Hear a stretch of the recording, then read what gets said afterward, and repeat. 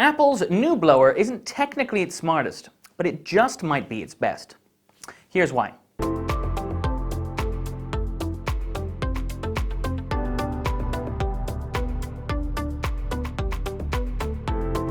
Every year, Apple releases new phones, but this year it decided to launch 3. Well, 2.5. The supposed star of the show was the iPhone XS, and its slightly bigger brother, the iPhone XS Max. But then Apple lifted the lid on an entirely new phone, the iPhone XR.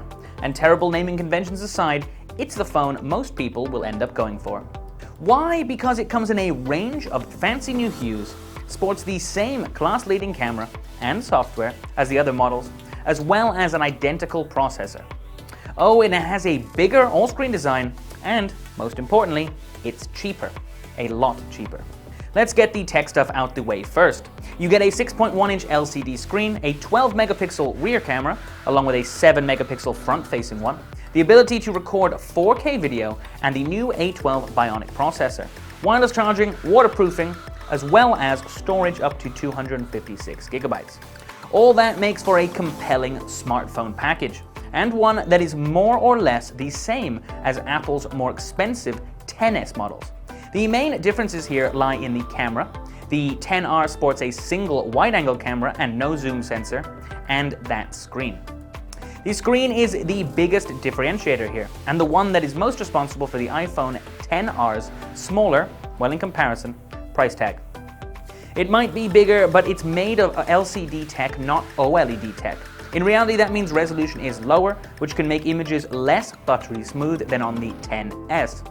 That won't matter to most people though, but if you use your phone as a media device, it's probably worth a visit to your friendly neighborhood Apple store to check it out in person.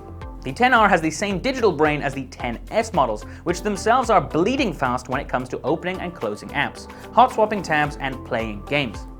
But what of that single camera sensor? Competitors such as Samsung and Huawei seem adamant that more camera sensors make for a better smartphone. But Apple seems quite happy with just the one. They have, however, given that camera some really clever artificially intelligent smarts. Snap a shot in portrait mode, for example, and you can still play with the blurry bokeh effect and change the lighting. Video is still buttery smooth, incredibly dynamic, and it can still record in ultra high definition 4K. It is a lot of phone, and it should be considering the price, which is still quite expensive when compared to rival Android models. But the iPhone XR is in no way a scaled back version of Apple's flagship, the iPhone XS.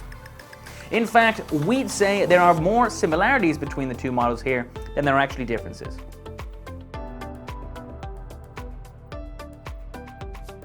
Thanks for stopping by and watching another one of our Tech Talks. If you like what you saw, be sure to hit the subscribe button.